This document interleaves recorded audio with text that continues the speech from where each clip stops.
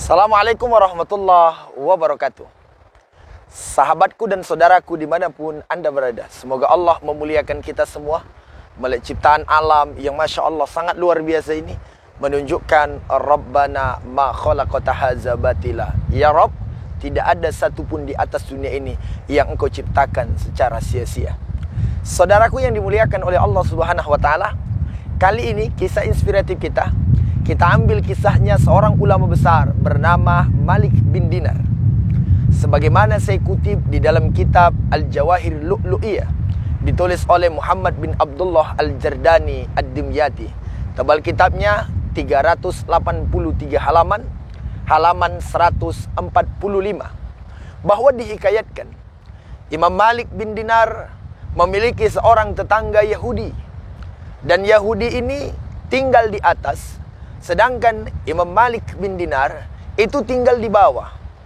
Ada riwayat yang lain menyebutkan rumah mereka ini berdempetan.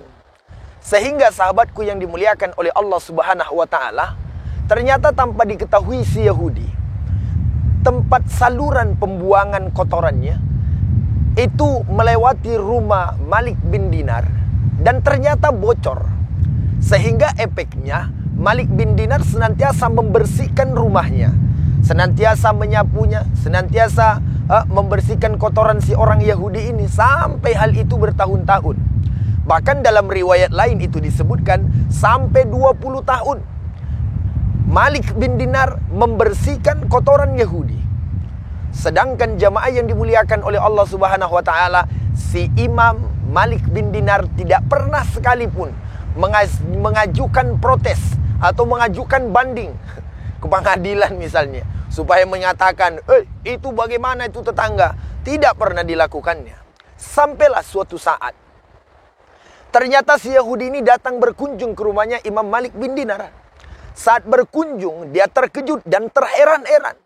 Ada saluran bocor yang jatuh ke rumahnya Malik bin Dinar. Dan dia perhatikan, kelihatan saluran itu dari rumah dia. Sehingga si Yahudi ini pun memberanikan dan berkata, "Wahai Malik bin Dinar, kalau saya tidak salah, saluran itu dari kotoran rumah saya."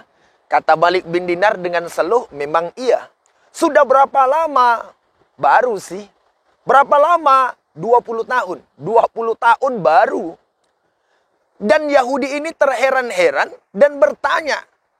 Apa pertanyaan dia? "Wahai Malik bin Dinar, saya sakiti engkau dengan kotoran yang kemudian tumpah ke rumahmu.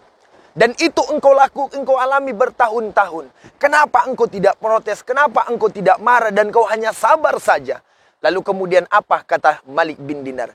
Jawaban inilah yang harus kita amalkan, wahai saudaraku, dimanapun kita berada. Apa kata dia? "Karena nabiku mengingatkan kepadaku, majala Jibrilu yusini biljar hatta zonantu sayuwarrisuhu." Senantiasa malaikat Jibril turun mengingatkan kepadaku tentang hak bertetangga, sampai-sampai saya mengira bahwa tetangga itu memiliki hak waris. Akhirnya apa yang terjadi? Si Yahudi ini tercengang melihat keislaman yang begitu baik dan luar biasa dari Malik bin Dinar. Sampai pada akhirnya dalam kisah itu disebutkan si Yahudi ini pun masuk Islam.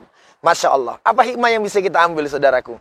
Hikmahnya adalah jadilah tetangga yang baik untuk orang lain. Sedangkan Imam Malik bin Dinar, kepada orang yang telah menyakitinya bertahun-tahun, dia sanggup berbuat baik. Bahkan Rasulullah SAW pun dalam kitab Ar-Rahiq Al-Maktum yang ditulis oleh Syekh Syafir Rahman Al-Mubarakpuri, pura tetangga namanya Ummu Jamil, istrinya Abu Lahab, senantiasa meletakkan duri di depan rumahnya.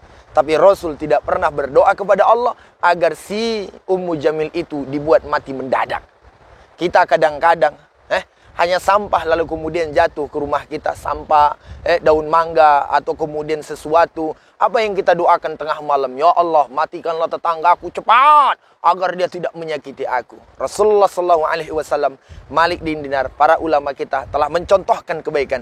Mudah-mudahan kita bisa menjadi orang yang senantiasa berbuat baik kepada tetangga. Demikian, terima kasih.